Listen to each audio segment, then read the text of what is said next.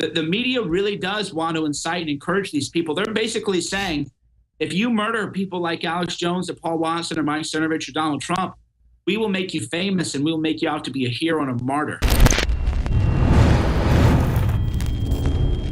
Mike, when is the mainstream media going to take responsibility for its violent rhetoric radicalizing people to carry out murder on the streets of America? We saw it in Dallas with the Black Lives Matter supporter gunning down those police officers. They tried to bomb the Ferguson police station. We've seen it over and over again. When is the MSM going to take responsibility for that fringe extremist rhetoric? Well, the Young Turks also, I don't know if somebody in the production can pull up the medium.com article I wrote. The Young Turks has now inspired multiple mass shootings. This latest domestic terrorist was a big fan of the Young Turks. Elliot Rodger, the Chula Vista shooter, was a big fan of the Young Turks. The Seattle Mall shooter was a big fan of the Young Turks. So the question is, when will the Young Turks disavow this violence that they seem to be inciting? Yeah, mass murderer Elliot Rodger, when you go through their social media, you find out that people who are actually committing murder, committing all these crimes, they are big fans of the Young Turks. So how is it that the media, I mean, could you imagine if one of your fans is somebody who followed you on Twitter, or me or Alex or somebody, if one of our guys, you know, blows spit in the wrong direction, it's like a huge story, big headlines. But I have not seen the Young Turks disavow these mass shooters committed by their fan base.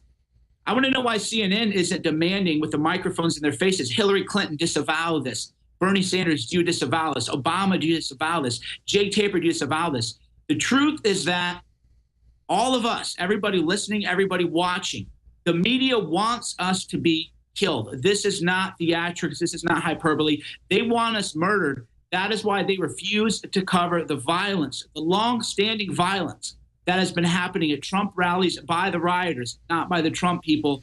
This latest attack, this man, he said, Allah Akbar. The AP goes, he said, God is great. And then after we all really blew up the AP all day on social media, they had to admit that they were lying. He did not say God is great. He was a domestic terrorist. He was also a member of Black Lives Matter. We need to see the Young Turks disavow this.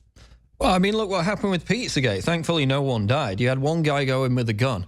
And still, months later, it's our fault. We're on the rack for that, simply for talking about the issue of Pizzagate. This guy goes on a rampage. You go on his Facebook page, black militant groups, social justice warrior groups, Sean King, BLM leader, he was a fan of him. As he said, all these other groups, Young Turks, in every single case with a lot of these mass shooters, Young Turks, they never have to disavow it. And then you have this narrative, Mike, which we see almost every day on Twitter. Oh, by the way, the guy who gunned down the Dallas cops, he also described him as a hero. He made a video saying he was going to take out vengeance on America. He posted things on Facebook saying Bannon was a white devil, anti-Trump means, etc., etc. You had a guy, I still can't get over this, last year, who tried to assassinate Donald Trump, a British guy.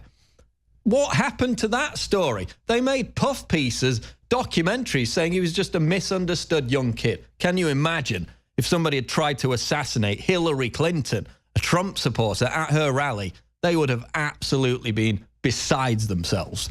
Yeah, and this goes back decades. Your people probably remember the story where a black supremacist had stood outside a polling station in Philadelphia, and they were a very militant group. The Department of Justice had prosecuted them for voter intimidation.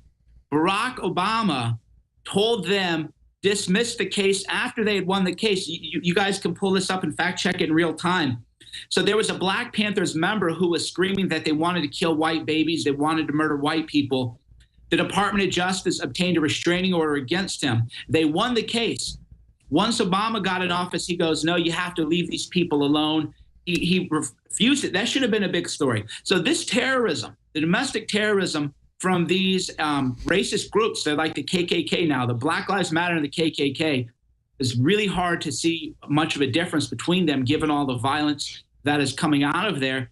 They are given a pass. Remember that fellow who jumped the stage? I think it was in Ohio, Thomas Damasio.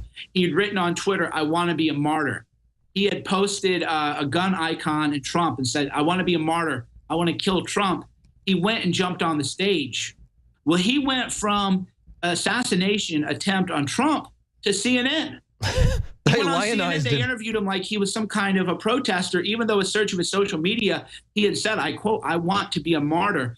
The media really does want to incite and encourage these people. They're basically saying, if you murder people like Alex Jones or Paul Watson or Mike Cernovich or Donald Trump, we will make you famous and we will make you out to be a hero and a martyr. That's the point. They incentivize it. This is the point I've made over and over. The right disavows its fringe extremists. Okay, we're not denying that there are far-right racists who go out and kill people. In fact, it happened in New York. There was the guy who went to New York to kill black people. That was horrible. We disavowed it, said it was despicable. What happened yesterday after this Fresno thing? Mike, they were out on Twitter saying that it was bots pushing it to the top of Twitter trending. It was a breaking news story, multiple victim shooting. Obviously, it was a huge issue, and they come out and say bots. They embrace and encourage and incentivize extremism. We disavow it, but we're the evil right-wing racists, right? Yeah, exactly. So if people throw up a Nazi salute, which is a dumb thing to do anyway, I'm not going to defend that, but the media freaks out. Oh my God, these people threw up a Nazi salute. Can you believe it? You guys better disavow it. Trump, you better disavow it. And that's dumb. I don't encourage that. I don't want people doing that kind of stuff. It doesn't move the ball downfield in any way, and there's no reason to do that kind of stuff. That said, that is the worst that they can find people doing on the right, is trying to be offensive. On the left, there have been multiple mass shootings. The Young Turks have inspired multiple mass shootings. The Seattle Mall shooting, Elliot Rodger. There was another shooting that I can't remember. The Southern Poverty Law Center, talk about ironic. The Southern Poverty Law Center tracks all these groups on their hate watch list. But you can look up the Family Research Council shooting. Floyd Lee Corkins went into the Family Research Council and attempted to murder a bunch of people. He was fortunately stopped because by a guard, right? He'd been stopped. And they go, "Why did you do this, Floyd Lee Corkins?" And he said, "I went on the Southern Poverty Lawsuits hate watch list." And that's how he chose his target. And I go, so why aren't there more stories about the Southern Poverty Law Center shooter, Floyd Lee Corkins? Where's the media outrage on that? How can the Southern Poverty Law Center, which inspires mass shootings, pretend to track hate? They are actually the hate group. Yes, the Southern Poverty Law Center inspired Floyd Lee Corkins. He went in, and he even said, "I went in to commit murder." Multiple people, because the Southern Poverty Law Center's website essentially inspired him to do it. Most people have never even heard of that story. Most people have never heard of it because the media covered it up. Also, Ishmael Brinsley, he killed 2 cops in New York. I think it was December 2015, shot them in the head at point blank range. Black Lives Matter revenge attack. They found his documents. They found the motivation behind it. That story disappeared within a couple of days. You can look at Ferguson. They plotted to bomb the Ferguson police station, the Dallas sniper attack, the Baton Rouge attack. Every single example radicalized by this Trump derangement syndrome rhetoric, this anti-white sentiment, which people on Twitter, leftists, social justice warriors, have tried to turn into a trendy meme. You know, they say, "Oh, good morning, except white people." They've turned that into a meme. BuzzFeed pushes it. MTV pushes it. Now, dangerous people on the edge, on the fringes, are starting to violently act out on it. Yeah, they even started a hashtag called "Kill All White Men," which Twitter allowed to trend, right? We couldn't trend anything anymore. They manually go in and edit it.